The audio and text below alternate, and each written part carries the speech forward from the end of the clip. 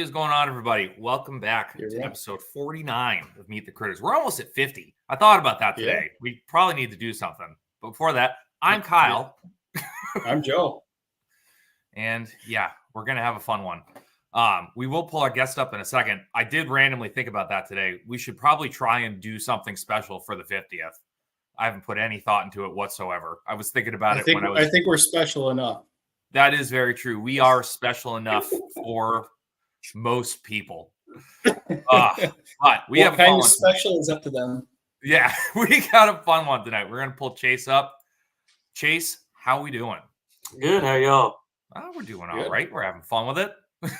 Good. So, Chase, who are you? What do you do? Well, I'm a first-generation farmer. We started a farm back in 2021, probably, I think it was later in the year of 2021. And we had bought a farm, but we still didn't have any cattle. And I had wanted to run cows, gosh, since I was at least 16. I was trying to get a job on a farm not too far away from here, just like, hey, can I just find me chores to do and I'll do it to get experience. And I didn't get a job there, so I kind of scratched that and doing some farming. So we were running about a 150-acre farm. We just had 4 calves, so my number may be skewed a little bit, but we're over 40 head of cattle, so I know that much. Nice. And we're doing a little bit of hay cutting, and our main thing is the breed of cow that we're running is Murray Grey cattle. A lot of people really haven't heard about Murray Greys, and when they're like, "Hey, what kind of cows you run?" I'm like, "Murray Greys," and they're like, "What?" I'm excited for this because I have no idea what these things are. Honestly, before I stumbled across Chase's channel, I knew about Murray Greys, but there's not a ton up in my area. I've seen them. I actually heard about them. I don't know. I want to say probably 10 or 15 years ago. They were on one of my routes that I had. But there's only a couple small herds up here in Western New York. Yeah. And then I don't even remember what I was looking up, but I happened to search something and it came up on his channel and I just started following along. So it was a breed that I was interested in for a long time. Yeah. I mean, honestly too, when I was going to get Black Angus at first because that was just kind of what is ran around here. And then a friend of my mom's was like, "Hey, have you heard of Murray Greys?" And I did the same thing. I'm like, "No, I haven't."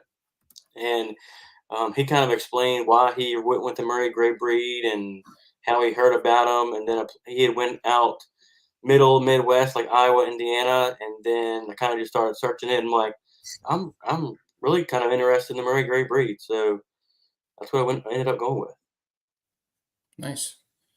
Yeah, did you put a video out yet of like the yields and stuff on your steer that you got back? No, I didn't, but I do. I was thinking about it earlier. I'm like, I haven't done a video on like my exact numbers I got. But I will definitely for this podcast. I will have them. Nice. Yeah, I was looking forward to that one. I was keeping an eye out, but you like you said, you got a little slow. You know, you get busy and sometimes it's hard, like me and Kyle say all the time, we're not making money at the YouTube or at content yet. So something's got to take a back burner every once in a while. And exactly, you know, it is what it is. I slowed down a little bit and then Kyle talked me into doing TikToks. So I started playing around with that a little bit. So, yeah. Well, it's hard. I'm hitting heavy on TikTok all of a sudden. It's picked up. So now I'm like, let me try and bring as many people up with me as I can. Like, I'm actually enjoying the TikToks. Like, I haven't played with it a lot yet, but it's so fast to throw up a small, short, under a minute video on there and edit it really quick in just the app. I mean, I haven't even got into, Kyle's like an editing whiz somehow. And his stuff is really good. It really is. And just the thought that he puts into it. But TikTok's been really easy, and it's so easy to transfer over to my Facebook farm page and just to use them as shorts on YouTube. So yeah. Yeah, I haven't gotten into the YouTube Shorts. I've heard a lot of people watch the YouTube Shorts, and that's how you kind of hear about different people. Yeah. I Well, haven't see, gotten I've been trying to post more on YouTube Shorts. Like if I have ones that perform really well on TikTok, again, it's easy enough now to like save stuff and like now understanding how to like remove watermarks and stuff like that. It's easy enough to just transfer them over. It's the laziness. It's the time it takes. May it Yes. be 5 minutes to go I don't on even and do take the it. watermarks off. Just get it Occasionally. posted and get content out there, right? Yeah. But yeah, it gets interesting. It gets super interesting when you're trying to do things and you have to have that moment in time of like, do I have a tripod near me? Should I even film this? Should I just get it done? Like Yeah. that happens I have tripods literally all over my property now, just so I don't have to carry one with me. Oh, So I have yeah. one in the shop. I've got one here on the farm that I can just like walk out the door, grab it, or walk to the corner of the shop, grab it, do whatever I need to do. Yeah, I shot a video the other day, and I was like, I got into the editing software on the computer. I'm like, I just don't like the volume. Like, it just sounds bad. So I was like, I'll just scrap it because I don't even want to post it because Yeah. the volume sounds bad. I haven't gotten into like the Rode video mics where you can put like on your chest. Yeah, I just bought one. Yeah, but I did. I just bought new ones that I'm very happy with. did But you yeah, like it? Does it work well? I like mine. Mine were like $40, Okay. and they work Yeah, I well. want to say that's what I spent on mine. And It was like the quality, the nice $42.99 thing on about having the Amazon. mics is when you're out working and you're away from the tripod, you're not having to walk back and talk to your phone or whatever you're recording with, and trying to like when you're working and stuff. In the clarity of the sound was much better. And I make didn't fun want of to it. throw a bunch of money into it, but I wanted to have I didn't want to buy a $10 set and have them break after 2 days. It didn't make sense. Which to do I've that done either. like 3 times. Yeah. But it's like it is fun to have it because it makes the videos funnier. Because it's like when I'm putting my videos up, it's like slaughters and stuff like that, or I'm in the shop, so I got to go wash my hands. I got to do this. So it's like I'll be going in to get a zip tie or a piece of string to tie up a bung, and I'll just be like, "We're walking. You guys can't see me, but you can still hear me." Like just being a dingus. I keep forgetting that I have the mic on, so I got used to filming without it. So I'd walk away from the camera and I'd be like, cussing stuff out, trying to get it to work right. And then I go back to edit the video. I'm like, oh, now I got to take that sound clip out. The one thing I hate is I am so self-conscious about how I breathe now because I'll be editing and I'll just be like, very true. It sounds like I'm going, and it's like, no, you're just breathing normal while you're doing something.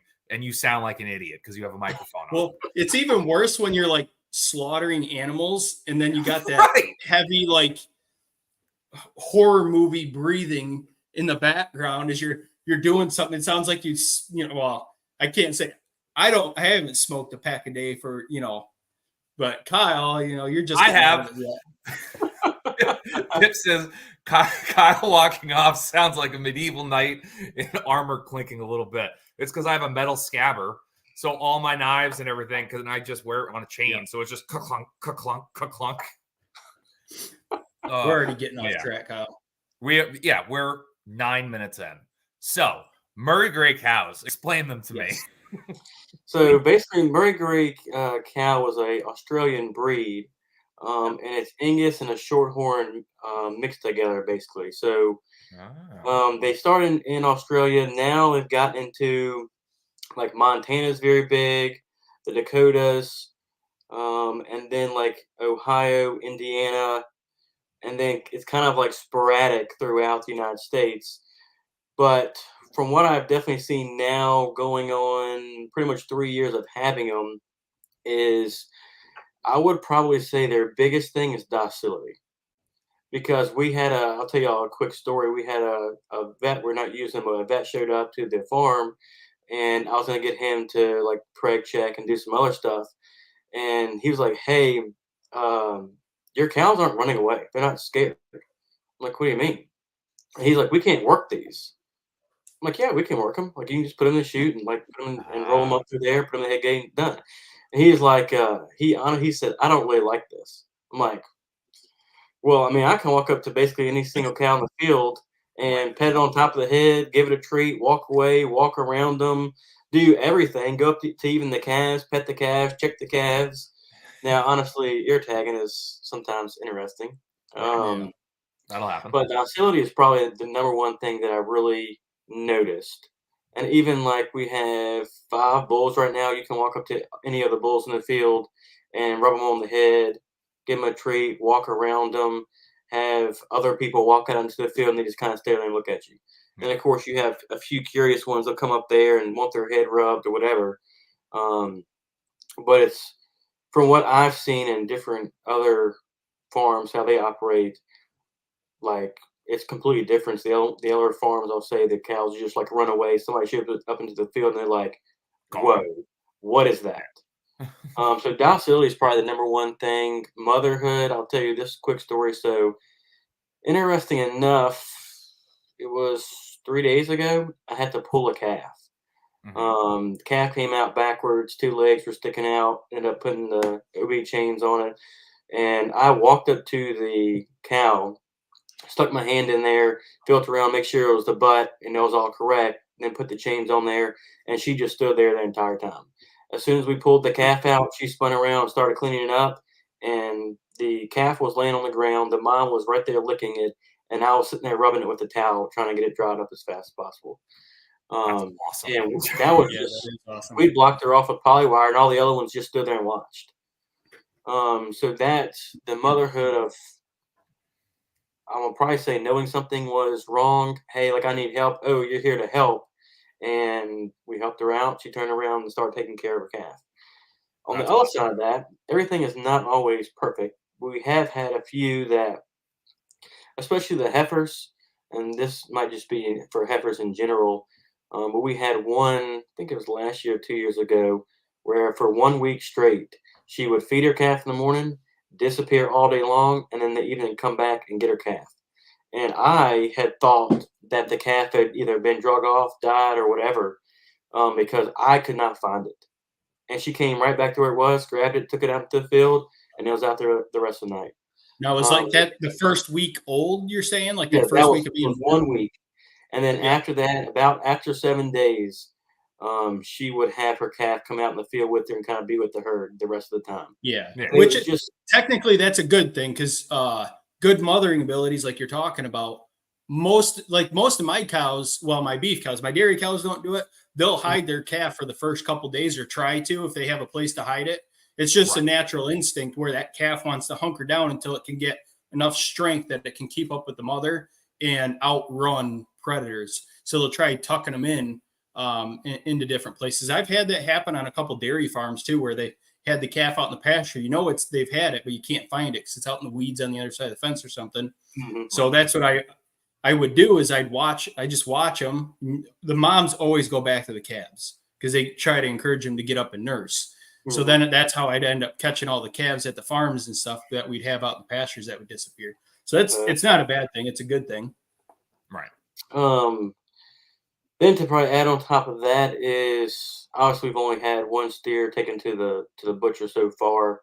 But when I was talking to the other family friend, he was like, they do excellent on grass. And I've kind of seen, long story, but we basically, the farm was full of fertilizer before we bought it. They would fertilize it, cut hay off of it. So when we first got it, the fields were in like bad shape. And he didn't do any form of like rotational grazing or any of that. So once we're still fighting that. But the amount of weight those calves put on there, especially this time of year when the grass is just like humming, the calves are like putting on weight. It's pretty impressive that you can walk out and be like, and look at the ear tag and be like, yeah, that's the same calf I saw a week ago. Yeah. And they're just going on weight. And then I wish the grass was humming up here. so we're now we got a little bit of rain today, and then tomorrow we're supposed to get more, but we haven't had rain in 30 days prior. So we are definitely getting to that. All right, like I need to start forecasting my grazing here because the rain, the grass is obviously growing a lot slower. But I was really, really pleased with how that last steer did. And when we took him to the butcher, he was 34 34 months old, I think it was. It was either 32 or 34 months old. And he for grass fed, that is, he yielded, like, I was pretty surprised at how well he yielded. And then, knock on wood, yet we haven't had anybody say the meat was bad or not good or tasted this way. There is such anxiety when you first start raising critters and you start like selling it to people. It's like, this isn't going into my freezer. This is going to someone else's freezer. There's such anxiety when you first start doing that. And it's like, oh God. And then everyone's like, this is the best thing I've ever had. Thank you. Especially, we'll take another. Especially with cattle. Because you got 2 years into that, at least 2 years. I mean, in your case, you get over 30 months into that animal. And then it's like gut wrenching when somebody comes back and tells you, it was okay, but it could have done this, or that was horrible. Like, do something different. It's like, oh, okay, I just wasted 30 months on this thing, and now you gotta, like, you're looking at your future ones, and that's a nice thing about, I raise a variety of stuff. Kyle's doing hogs. You have a year in by the time you breed the sows, and if you're breeding like we are, to finish that animal out, give or take. And then 14 months if you're me. I was right there with you. I can't say anything, but my Mangalites crosses were the same thing. So yeah, you get, but the next litter it's a lot faster turnaround to fix your, I don't want to say mistakes, because it might not be something that you did. You just want to finish them a little bit different. And luckily my last steer that I raised trying to do grass fed, I kept making the mistake that I'd want to slaughter January or February. And then I did a lot more reading, and most of the grass finish guys said, no, finish when you get your spring flush. For me, our spring flush comes May. So if you can, like, I'm going to process my steer this year mid to end June before it starts getting too warm where our grass starts slowing down, or catch that fall flush of grass. So I'm going to try it this year just to see the difference between the two steers that I raised. Because the other one, obviously they're on hay, dry hay. I haven't started doing baleage yet. So I guess that makes a huge difference. I'm lucky at the moment. I don't have cows. And when I did have cows, I had people that didn't mind grain finish. Yeah, it was funny when we had I think this video I shot where we had the burger, and we cooked the burger, and we had, like, I think it was 4 other ones from the store or whatever. And before I shot the video, I told my wife and her family, my family, I said, hey, if it's like disgusting and nasty, it is perfectly fine to say, hey, no, this is nasty. And then, like, we'll try to find ways to make it better and blah, blah. So that video, if you haven't seen that video, I'll go check it out for sure. I watched it. Yeah. I know. I just filmed the video of we're finally getting the feeders in through the shop, and I'm so happy. Like, I'm so relieved. If anything, I'm like, because again, these Chase, I don't know if you follow the podcast or whatever. So I'm in the same vein with you, where I have breeds that people are like, what? Like, my pigs are Herefords, which no one knows about, Osaba Mangalitsa crosses. So that one just completely throws everyone. But yeah, I heard that. This test that I did has taken a 12-month grow out, and I think the bigger one that's going in our freezer dressed out at 150 pounds after 12 months. So wasn't too pumped about it. So I was like very nervous. And then as soon as I broke into it, the meat quality is out of this friggin' world. And I am so happy with it, to the point where it's like, I keep saying, from a farming perspective, I'm not pissed. I'm like disappointed in the outcome, but as a butcher, over the moon. I'm over the moon happy with how everything turned out. Now are you feeding the pigs grain? Yeah. Okay. Yeah. But I even said it in the video, I didn't like finish these guys, because with the Osaba and Mangalitsa, they're pretty fat heavy. Like, they put on fat pretty good. Mm-hmm. So I was like, I'm not going to all of a sudden just start pumping these things full of protein and calories at the end because I'm already guessing they have about an inch fat cap. Mm-hmm. So we're not going to bump that I up made by that 2 mistake. inches. Not with this year's, the first year's. Right. I tried finishing them like I did my commercial Hampshire style pigs, and it was like 3 or 4 inches of fat cap and still tiny little pork chops. I said, well, that was a waste of feed. Yeah, so I just kept Realistically. my normal feed regimen all the way out, and like on the butt, it had about like 2 inches, but then on the loin itself, it had about an inch and a half. And the chop, I was surprised. The chops were decent size. I put the runt through. My in-laws got the runt, so that dressed out at 116 pounds. Like those ones were a little smaller, but like even the boneless chops were probably about that. Like they weren't bad. Marbling on them is stupid. Like I'm pretty excited. But we're They taste we're gonna try the pig operation this month. We should be getting 10, so that will be a new adventure in and of itself. You doing I those love on this guy. pasture also? Just he fits in fantastic. Just jumping in head first, full throttle. I Yeah. told my wife, I was like, hey, when we move, because we don't live on the farm right now, we move, like, then we can get them. And then, of course, I switched my mind this year. I'm like, hey, like, let's just get them. So, of course, we were scrambling to get water line put in and a feeder and all that, fence up. And now we're finally ready, and they haven't gotten here yet. So that's always good. That's always a good way to do it. Yeah. Get all your infrastructure and everything you need set up before you have the animal. I wish that's happened for me. Yeah, me too. Of course, I decided at the last minute, hey, we're doing this, and I have 2 months to do it all. So, of course, I was working like crazy to get it done, but thank gosh, it's finally done. I'm currently sitting here watching my sows just plump, tally, like, and my half of my paddocks are completely torn apart at the moment.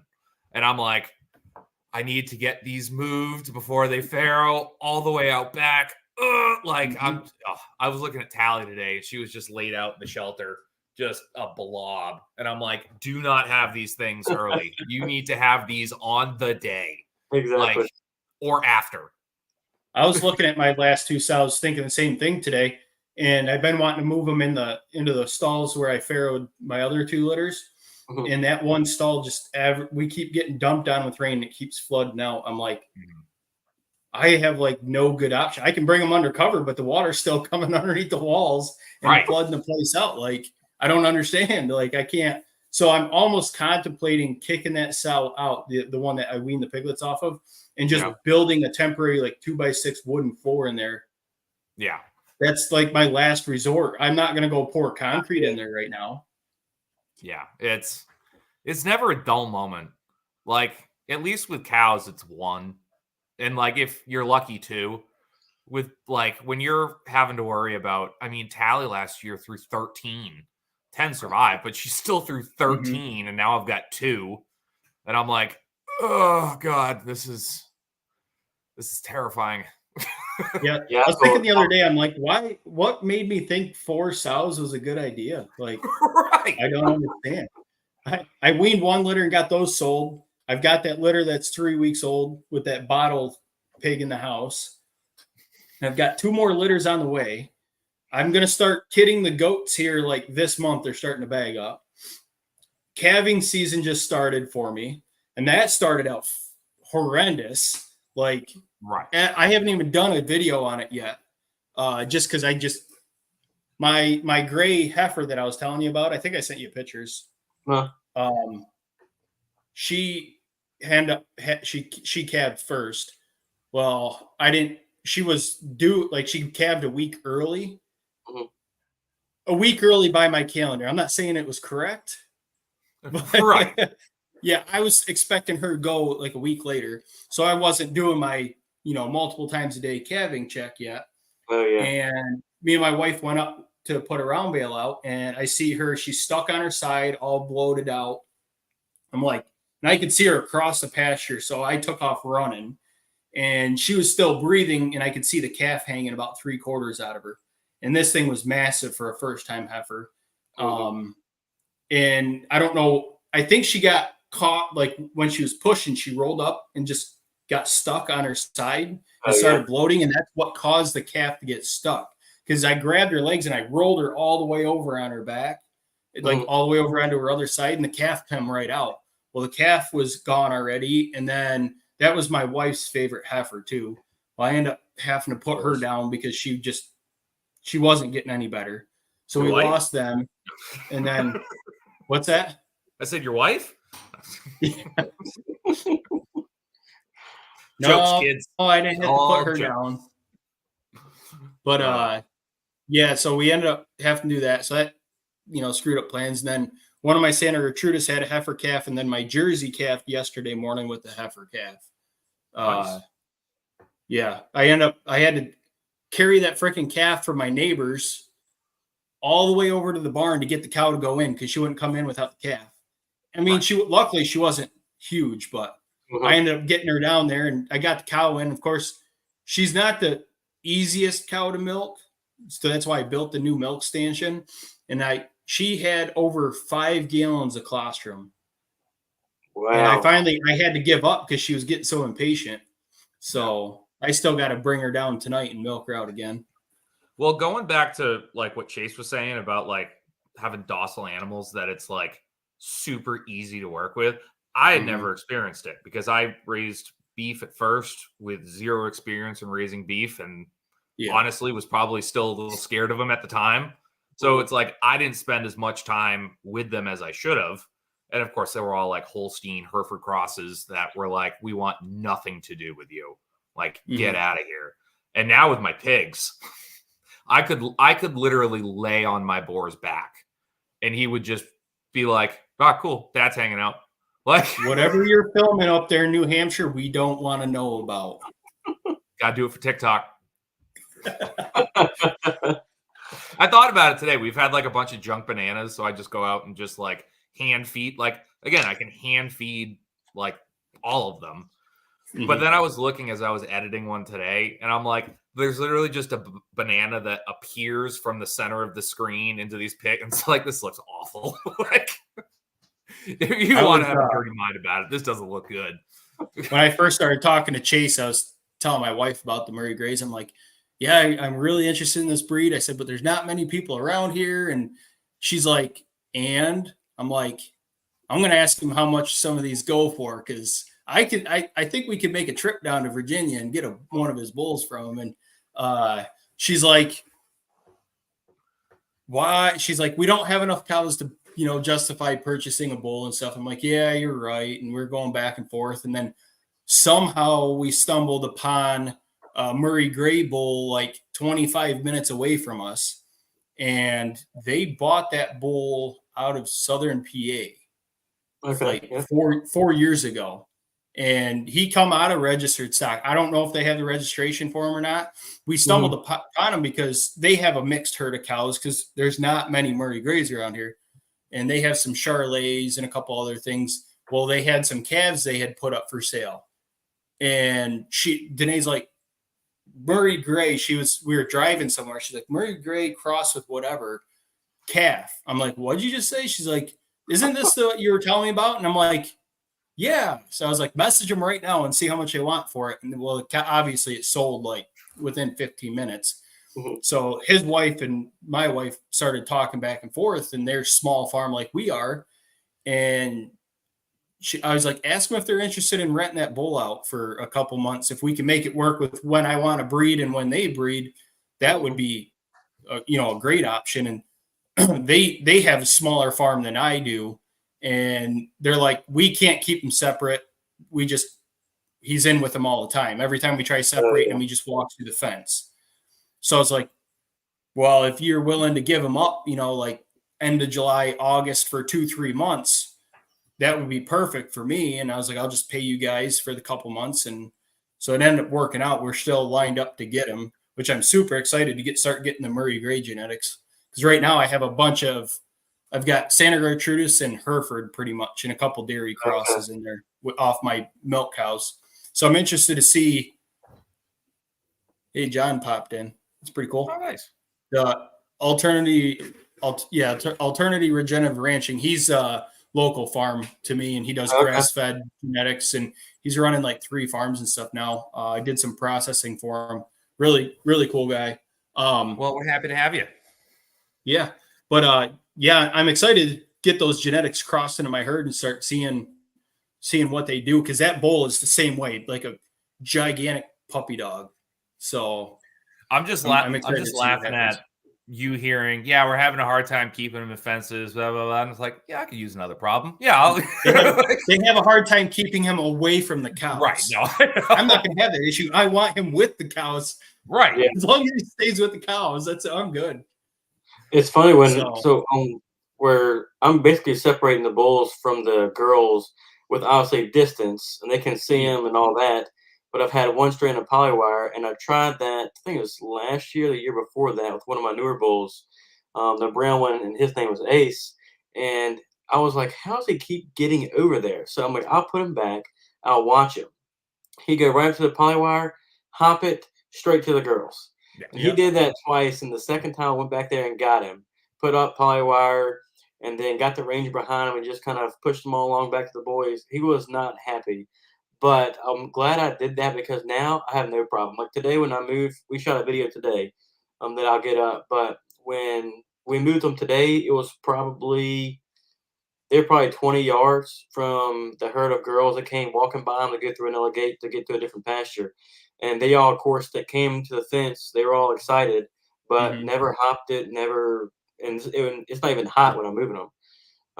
So I'm glad I got him used to not hopping the fence and going to find the girls. And knock on wood, of course, I have a problem tomorrow, but knock on wood, I haven't had a problem with any of them jumping the fences now. I got 5 over there now.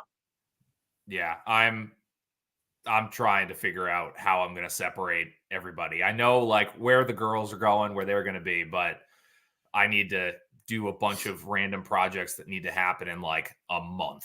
Mm-hmm. You need and like process 7 pigs in order to put my boar where I need him to be, so he doesn't get all excited and start flying through fences. Although I fixed the electric fence in that back paddock, I started separating out my fencers. I know my original fence is strong enough to do everything, but I'm like, we're going to put this on its own independent one just to be safe. It's the biggest one, and it was a grounding issue, and naturally, as it always is. But do now you have your fence charges grounded to your field fencing? I do not. So I have 2 ground rods, both 8 foot, and then I've obviously connected all those together, and that is my ground system. And then I run hot leads straight to the fence and heat it up that way. So technically, it's 4 wires total. 3 are like hot, and then the one in the middle carries like a little bit, but not anything like the other 3. Right. I wonder why that is. I have no idea. And it's like if my fence now, I checked it today, and it was I think it was 7.1 volts is what I was running through. And then I didn't check the other one today, but it's just got like maybe 1, maybe 2 on there, and then that's it.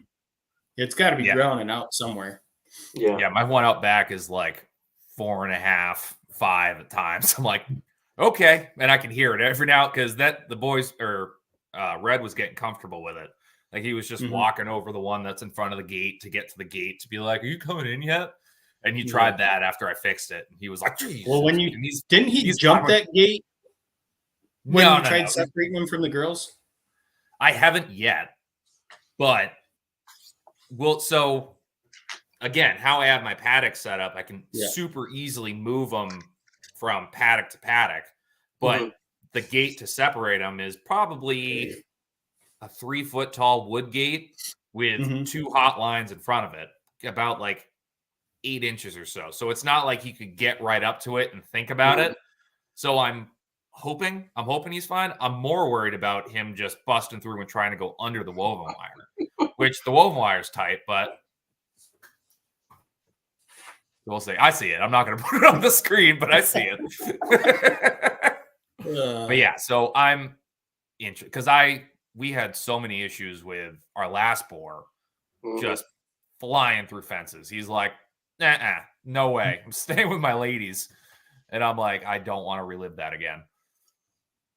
Yeah, for me, when we first of course, I don't want to kind of deal with the pain of having to run basically another herd with it was all bulls.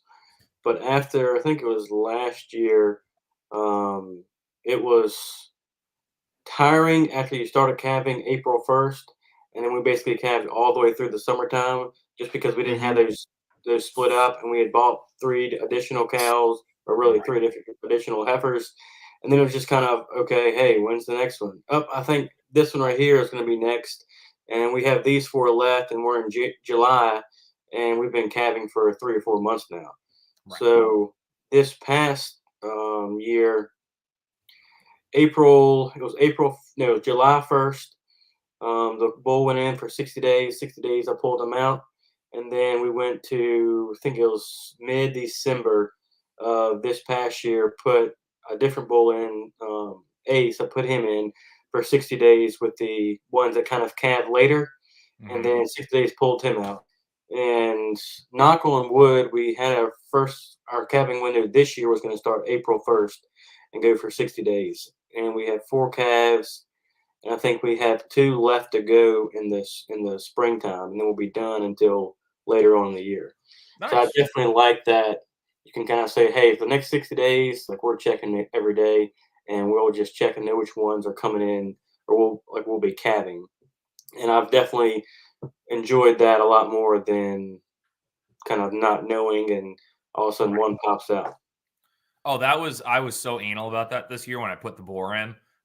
Just watched him like a hawk, and the first time I saw him tag both, I was like, calendar, run. Like, because last year it was for 3 days, I sat out like in the middle, like in the dark, like, because she was looking like she was going, and I'm like, I don't know, because I thought it was 2 weeks later. And then all of a Mm-hmm. sudden I'm sending pictures to my buddies, and they're like, yeah, she's going to have piglets any day. And I'm like, oh my God. My wife took the Well, day off. She I was even like, had that issue with mine, and I wrote down that first day I seen him breeding. yeah, But the nice thing about writing that down is I could count back 21 days, and then 21 days, until she started really getting it closer. So I could at least estimate, okay, if she's past her window, I can go back to when I thought she was gonna, farrow, and Mhm. it right. was a couple cycles. But that last one, she was like 6 cycles difference of when the other one got bred. But she didn't breed the first year either, so I thought for sure she was like infertile or something. So Uh-huh. it was a pleasant surprise to have piglets, but it would have been a bad surprise if I would have processed her like a month and a half before she had those piglets, because I Oh, was yeah. convinced that she was not bred. Well, it's also so hard to tell on guilts. Like, my guilt now is like, you look at her, it's like, oh yeah, you're pregnant.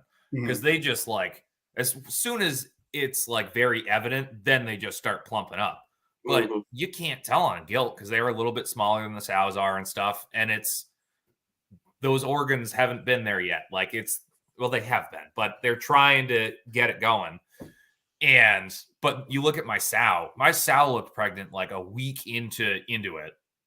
Like, my sow looks ridiculous now. But that was the first, like, seeing her today was the first day of panic of like, oh crap, I've entered farrowing time, where I'm just going to be a nervous wreck every time I walk out here. Of I might have to drop everything I'm doing for the day and deal with piglets. We got a bunch of delinquents in the chat tonight. Yeah. Yeah. Oh no, actually no, it's a bunch of wannabe delinquents. All I got to tell you, got a job where you I give wish. high speed lead injections. You don't have to worry about a thing. We're talking about shrooms and everything in here. What the? Stuff. Speaking of, well, not those shrooms, but mushrooms. Chase, you guys do Oh, that's mushrooms down right. there too, don't you? Yeah. Yep. So we do shiitake mushrooms. What the best way I can describe it is 8 hours of absolute nonstop work to then wait for rain to come and about a 7 month waiting time for mushrooms to actually start developing.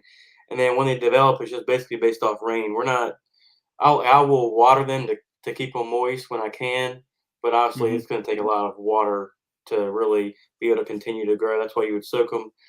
But we basically worked for the first time we ever did it. It was honestly miserable because we were inoculating the logs. I had this huge pile of logs. I had a few people helping, and we worked for 8 hours straight. And I'm like, if this is what we have to do every time, like we've got to split it up or something. So the first year, which would be really this year, technically we've had a good harvest so far. Our most we've had is 9 pounds, but last year we basically broke up and said, hey, we're going to do 80 logs here. Next weekend we'll do 80 logs again. So you spend about 4 to 5 hours, and it was a lot more enjoyable. So now we have what we did a few months ago, which earlier part of this year. We have those, and it'll take about 7 to 8 months before we put into actual TP style. So it's people really like them. They are, for me, they're absolutely delicious. Like there's the flavor in them is unreal. Nice. What do you say? Oh, he wants to try. Go check out. Chase has got a pretty good video on that. I got several mushroom videos, Yep. and I can quickly explain the process. Yeah, absolutely. So we're using all oak logs, and then it's got to be during the dormant season. So I'm gonna say wintertime. And then you cut them into, I'm doing like probably 4-foot sections. The biggest log is 6 inches in diameter. So they're a decent sized log, like this big is it's a good size. And then even the smaller ones really produce well. Once we do that, then we will inoculate them, and you can buy all this stuff from Field and Forest. I think they're in Wisconsin is where we buy all of our stuff. And you basically just use a drill, a special kind of drill. It's really an angle grinder with a drill bit on there. And then you zip the holes, inoculate the mushroom spawn in there, cover it up with wax. And then you put it into log cabin style for that 7-month period. And then after the 7-month period, you'll kind of see the ends start to kind of be like white, like they're a little bit mold or mildew. And then after that, you take them and put them in TP style, and then that's kind of where they stay the remainder of their life while they're producing mushrooms. How long do your logs last? Like, how long can you harvest from those after they start taking off? So if you don't like soak the log and make the mushrooms come out, because obviously they need water to grow the mushrooms. If you don't do that, then they'll last from like 5 to 7 years and continue to produce every year. Now, obviously, if you start soaking them and then getting them to push out mushrooms faster and more regularly, then it bumps it down to like 3 years, because all of like the actual food for the mushroom is on the outer edge of basically the bark, that little section, and obviously the core of the tree is really not doing anything. Right. I saw it too. That sounds awesome. I know for a fact my ADD would not allow me to get into this hobby. I know for a fact. I'm like, 7 months? Yeah. I'm forgetting I have mushrooms at that point. I'm forgetting I have mushrooms if I don't have to look at them for like a month. That's why we raise livestock. Yeah, you can't technically forget about those, otherwise they're starving. Right. Yeah, if you forget about your pigs, guess what? They're going to be your neighbor's problems. They're busting through whatever fence they're in. Yeah. Yeah, that's kind of why I don't like to. I honestly haven't even tried it yet, but soaking them, just because like that's a process of getting the log, putting it into a pond or whatever, putting it in there, soaking it for 24 hours, pulling it out, getting them stacked back up. And for now, we just basically do it off of rain. If it rains, we know, hey, in about 7 days we'll have a supply of mushrooms. And like our dry spell, I think it was last week, I just got a hose, siphoned out of the pond, and just wetted them down so they wouldn't get super dry. Because obviously, if they get too dry, and we don't get any rain period, then logs done. Yeah. So it's definitely very interesting, and they will surprise you. And like we walked down one time, and I told my wife, I'm like, hey, just go check the mushrooms, like make sure they're fine. She calls me, hey, we've picked out 9 pounds. I'm like, what? She's like, yeah, we have 9 pounds. So of course we're trying to find people to buy them now because we didn't expect the 9 pounds. But if you want to work really hard and then kind of take a break for a while, then that is not a bad idea to do shiitake mushrooms. And the way you're doing it sounds like, I mean, if you go through and like you said, stagger when you're inoculating, and you do that, once or twice every winter, and you can get 5 years out of your original ones, you're building up and maintaining that over time and letting them that makes a lot more sense to me than I could see why soaking them works for some people, especially in the bigger operations. They want to put out max production. They got enough people that it's worth inoculating thousands of logs at a time, and they can push the production on them to get their big quotas that they need. Yeah, like Zach just said, wanted to try. He's got a pond. I mean, there's no fish in it from what I can see, so it's probably perfect for mushrooms or for soaking logs. Yep. It's been I got that idea from Greg Judy. He does a lot of the shiitake mushroom stuff. Mm-hmm. I forgot that. So I got the idea from him, and I was like, "Hey, let's just try it." So then, not 2 years ago, we did 300 logs, and that's kind of what we're harvesting off now. And then this past winter, a couple months back, we did, I think, like 140. So if we can do like 100 to 300 a year, and then just do it every single year, a little bit of work at a time, then we'll have a decent supply in a couple of years. That's awesome. You have to get in with some of those fancy restaurants down there. Yeah, exactly. That's what I need. When I had those 9 pounds, I was like, all right, we've got to call restaurants. And now I'm like, well, it's been 30 days. We haven't had rain. I have 0 mushrooms. Yeah. So. I don't want to call it anyone. Yeah, exactly. Yeah, that I miss being diverse. Like I miss having a bunch of stuff because it's fun. It's super insane. You're running around like crazy. You never have an off moment. But even when you only have one thing, you're running around like crazy. And you never have an off moment. But I just had the thought, I'm like, I am glad I just have pigs. And then I'm like, oh yeah, I had to move chickens today. And I'm like, God, I forget I had those. I forget I have them every day. Every day I'm like, oh yeah, I got to go feed those things. And they're finally moved outside into the grow out pen. But I'm like, oh yeah, I forgot I did. I got to move my meat birds outside. I was waiting for that. We got like a few more days of rain coming. So I'm trying to get them outside when we at least have 2 or 3 days of decent weather. That's not going to dip down below 50. So, which has not happened for us. But that 70-degree weather we had all this week, the grass shot up like crazy. So this week was like 2 days ago was the first time I like walked out and was like, oh my God, it's green again. Like I had that moment of like, I don't live in a wasteland anymore. Like it looks like a place I want to live. Yeah, well, send some of that rain down our way. We need some rain. We had 4 feet of snow in a matter of 3 weeks, and then like 4 inches of rain, or not 4 inches, but like at least 2.5 inches of rain for like the next week and a half. I literally kayaked through my pasture. Like that's how much rain we had. Yikes. So it's like now the fields are like shooting up like crazy. Yeah, I told my wife when talking about diversity, I'm like, hey, once we get the start the meat pigs and we do that, like we're done for a little while. We'll run the cattle, do the pigs, mushrooms, and then we'll do that and then kind of see where things go. Because I think that's like diversity, having a little bit of everything, but not trying to just completely stretch yourself way too far too. Yeah. Oh, like my motto. Yeah. Have a little bit of everything. That's my game plan too. Freaking Pip down here. Going to be 95 this week in Florida. Every time I come out here to do a podcast or do a live, I have the mental stop in my head of like, should I get a fire going in the wood stove? Because it's chilly back here. Today is the first day that I'm like, I'm not cold. Because I don't know anyone who watches the podcast continuously. Towards the end of the podcast, the past couple weeks, I've been sitting here trying not to shiver because it's like 40 degrees in here. But I refuse to get a fire going in the wood stove. Yeah, Pip can keep 95 degrees. I'll take 50 over 95 any day. Absolutely. No way. 95 hits. I am a a-hole to work with. I've been walking around in a t-shirt since 35, so it's not like I'm not worried about it.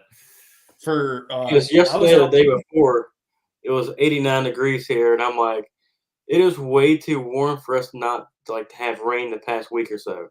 And of course, our fields are still doing good, but we need some rain. Yeah. And I don't want it to be 80, 89, 90 degrees in 1st of May. That can be a July thing, but not May. But Pip says, no, I'm an a-hole anyway. Temps don't play a factor. That's why we love you, Pip. when I had the robotics business, my first job that I did was down in Nebraska in welding. It was a X-Mark factory. We were welding up decks for the new zero turns and stuff. And right next to the robots that we were programming in was the kiln for the powder coating and stuff. Oh, yeah? Yeah. And it's 100 degrees outside. You got the kiln running at who knows what. It was like 130 degrees in those welding booths. We had ice vests and everything else to keep us cool. And all the welders are in there just welding away. They're like a bunch of New York pussies, you know, like I'm like, screw you. I'm going to die of a heat stroke in this place. Every time, I said this to you on the phone the other day. Every time you say, oh yeah, when I had the robotics business, it does give me a pause of like, you didn't have to do this. You didn't have to choose this life. I can't read. So I have to shoot animals in the face and raise them. I smart. You could have gotten out. Yeah, I could have, but you could have. I wasn't interested in the robotic stuff as much. Like, it was fun. It was cool, you know, programming something and watching the end result. But I don't know. I wasn't interested in a steady paycheck and this. It wasn't steady though. I own my own business. You know how that is, right? No, I'm just we'd go through stints. Like, it was decent money, but for the last few jobs that I had, they kept sending me down to Mexico, and some places was good and some places wasn't, and you worked 6 to 8 weeks at a time and you're away from home. It wasn't for me. I'd much rather be here taking care of my animals being broke. Right. It's way more fun. Yeah, it's way more fun. Making silly videos on the internet. Yeah. I haven't got to the silly part yet, I don't think. Yeah, besides the face. I just don't care anymore. All of my morals are gone. I have. I know. Don't care. I've seen some of your videos. Oh yeah, I go all out because I don't care. I really don't. What are you gonna do? Yeah, I'm still in the. I enjoy it. It makes me laugh. I'm trying to edit the videos, and I'm like, what I just said does not make sense. And then of course I got to add a title and put up. It's April 20th, and I said April 12th for whatever reason. Yeah. And then of course I have all these titles start popping up, and I'm like, should I even post this video? Because people are like, this dude cannot like talk at all, and just putting all these autocorrects on the screen for us to read. Oh, I've just gone full tilt. I've just turned. We all know that's a lie. That is an absolute lie, Zachary. That we know. I've had a ton of enjoyment of you making silly comments on the internet. No, I've just fully turned into the wind of just like, I'm going to say the darkest humor, most aggressive things possible with a polite smile on my face while I'm doing something covered in blood, and just like, we're going to run it. That's just what we're going to do from now on, because it is what it is. Tyler's catching all your rain, Chase. He's in PA. Oh, he is? Yeah. Tell him send it south a little bit. I need it. Yeah, I don't want it. It's probably moving north is what it's. Yeah, I don't want any of that. We're supposed to get rain tonight. Yeah. So we've been getting it on and off. Well, we're supposed to be getting, I think it's 3/4 of an inch of rain or something tonight, and I'm like, yes, please, like I will take it. And I think next week we're going to have a few thunderstorms, so we can definitely. When you start seeing cracks in the ground, they start going from like a tiny crack to a half inch. You're like, okay, yeah, that's not fun. Yeah, I will definitely say with doing the rotational grazing stuff, I have really seen where we haven't gotten rain in 30 days, and I'm still seeing the grass growing, and the clover is still growing. So it's all still growing. Obviously, not the rate if you did have rain, but we're still growing the clover and the grass. By the time we get back to our rotation, goal is 30 days. The last rotation we just did was 27. But things are, even with the no rain, are popping back to being pretty grazable by the time you hit that rotation. How often are you rotating your cows, Chase? So it depends. This time of year, all the way into the fall, it will be every day. And if I, like I say, I work for 2 days, then the 2-day period, I'll either set up paddocks and my parents will move them, or if they can't move them either, then I'll double the paddock size and basically have 2 paddocks, but it's all one, so they don't graze it too far down to the ground. And that's kind of, if I can move them every day though, like that's the ticket. I know, like it's definitely hard because obviously having a different full-time job, but it's hard to get out there and do that. But if you can go, what I've really found out, if I can go out there and make like 4 different paddocks and spend 2 hours doing it, then like it's golden because you can just move the cows the next 4 days and not even have to really mess with the paddocks until you take them down. And then I've really been considering trying to find someone to like apprentice or partner up with the farm stuff because I'm so busy with the butcher shop and building the new addition, and I've got a ton more work in here. It's tough for me to get out there and move them on a daily. Like I haven't even found time to put up a single paddock at a time, let alone multiple. Because that's what I used to do. The same thing. I'd set up 4 or 5 paddocks at a time, and then I could just go out there, open one up, and then I'd come back 2-3 days later and start tearing paddocks down, and then I'd move it. And once I started that rotation, it worked out pretty good. But right now, I'm so strapped for time. It's like I'm working in the shop 7 days a week, and then obviously the farm 7 days a week. Just getting caught up and trying to maintain fences, let alone getting the rotational grazing up and going, has been almost non-existent up to this point.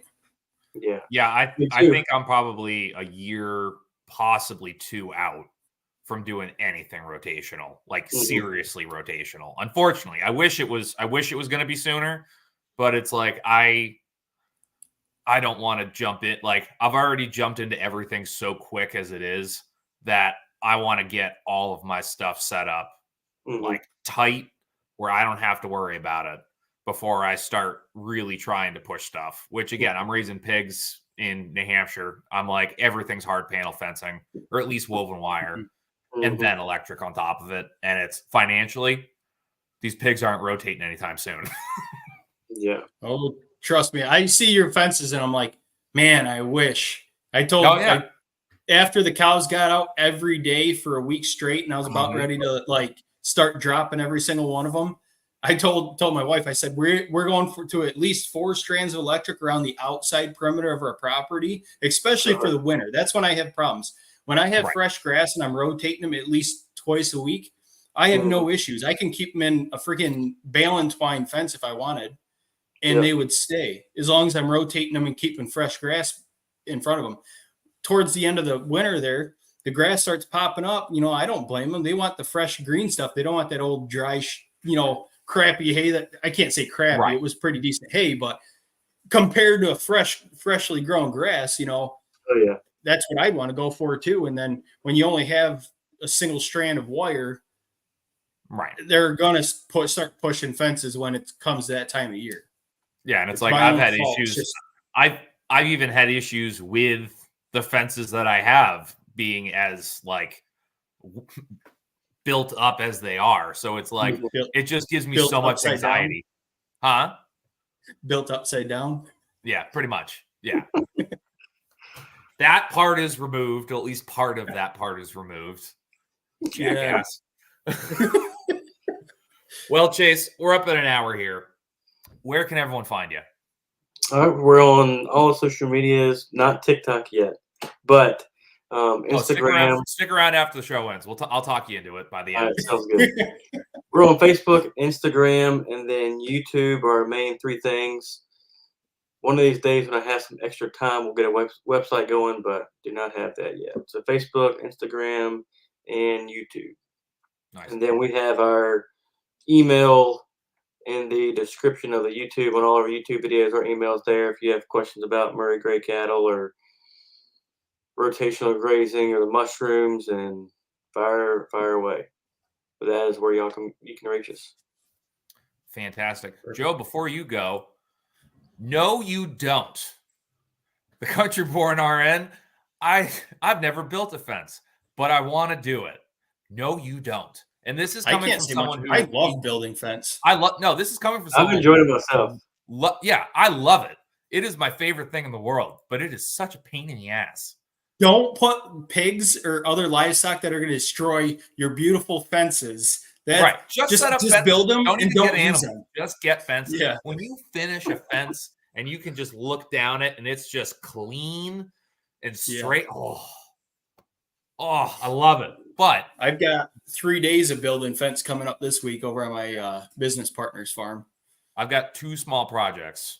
Well, 3 smaller projects to do, but nothing like as big as the last couple of years have been. Thank God. It's like closing off a couple corners and like redoing that main paddock, and I'll be good for the year. Like I'm not going to be stretching hundreds of yards of fence. Thank God. I realistically need just to rebuild all my fences. Now I've kind of got, I always keep temporary because I've only been on the property a couple of years. And I'm glad I didn't go put permanent in because I found, I don't know, 8 springs up here on top of the hill above the shop. Like I almost put a permanent fence across there and it would have been a horrible mess because it's all springs and they pretty much run year round. Most of them do. Well, you didn't see the those timeless fence posts? I shot 2 videos on it. Mm-hmm. Those for like really putting up high tensile fence fast for like line post is the ticket. We did a lot of fencing this year, and we used those for line post, and we built all the wooden ones out of or all the corners out of wooden ones, and we really put some fence up. I want to say Tyler used those, and Tyler. Yeah, I was going to say Tyler was using some of those, and we just got a new dealer, ARR Farms there that was in the comments. I do believe when I seen him last, he told me that they were going to become a dealer for timeless fence posts. So I might try some. It's just, I'm cheap. I really hate to spend the money until my animals start getting out. And I'm like, I really just need to spend the money and fence it in right. Right. My new favorite thing is they're so easy to install is what I love about it. Yeah. Like you cannot be like, I took a video, a guy I work with, he said, you're putting in plastic posts? I'm like, yeah. I'm like, you can literally take a T-post driver and beat it. And he's like, no, you can't. I'm like, no, you really can't. So I shot a video of a T-post driver and just chunking it and beating it as hard as I could. And he's like, wow, I am impressed. But the best way that we did it this year was just bought like a little bit, put it on a drill, and then drilled a little pilot hole. And then as soon as you put the timeless fence post in there, like 2 beats and you're at the line, move on to the next one. Nice. So if you want to throw up fence fast, it is a quick way to do it. Yeah, my new favorite thing, I'm not saying it's new in any way, shape, or form, but I have just recently started using them, is the screw-on insulators, but have like the peg that goes in so you can put the line through, then put a peg on top of it. And it has changed my life, especially when running these. Yeah, especially when like running these ground lines, because I've just been putting them up above it and running them down the fence line because I didn't want to deal with running a ground line inside and dealing with all that at the moment. But it's a game changer when it's like you're going around corners and stuff like that. You got to start tightening fence because all of a sudden it's not going anywhere, because I'll just take and put a 1.5 inch drywall screw right through it into the post. I'm like, those aren't going anywhere. I wish I would have invested in just starting a fencing business. Yeah, I've thought about it. Like, I thought about that multiple times. Like, if I had the money to invest in one of those rigs and I could be on other people, like I get to go to other people's farms, build fence because I love it, and then I get to walk away after and I just get to go to new places all the time. That would be pretty sweet. Yep. Now I'm stuck inside of a butcher shop. Yep. All the fun, all the nightmares. Joe, where can everyone find you? Every Saturday here with Kyle on Meet the Critters. That streams on both of our YouTubes and downloads to multiple different platforms. And then YouTube, TikTok now, Facebook. I'm trying to get all those linked together. I haven't, for some reason, it wasn't letting me link all of them the other night when I was playing with it. And then our email's connected to our YouTube channel, and it will be connected to everything else for people to reach out. It's probably the easiest way to get a hold of me. or Telegram over on Kyle's Telegram group. I'm an admin on there. I don't know if am I forgetting anything else? I don't want to forget. I think no that's plugs. it. I think that's where everyone can find you. And as always, you can find me everywhere at Backwoods Butcher 603. That is YouTube, Instagram, even though it's a wasteland, TikTok, and I think I also have my Facebook linked down in here as well. All of these plugs are in the description of this video, so you can go down and go to any of our YouTubes or any of our social media accounts right down there. So yeah, and go follow me on TikTok because I'm cruising through followers right now. So I was looking at your following I'm hoping to get to 10,000 followers by the end of this month. So we're close. I'm almost at 9. So yeah, we should be there soon. So if you want to see me fight with vegans, come on over because it's fun. I think I'm at like 35. Hey, you're gonna get there. I repost Not everything bad you do. for my first week. Yeah, that it honestly isn't. Like it, you're gonna. Yeah, listen, we're gonna be. I'm gonna be convincing him in a couple of minutes, so we'll reassure your resolve after this. So, all right, folks, we appreciate it. We love you all. Thanks so much, and we'll see you next time. Appreciate it.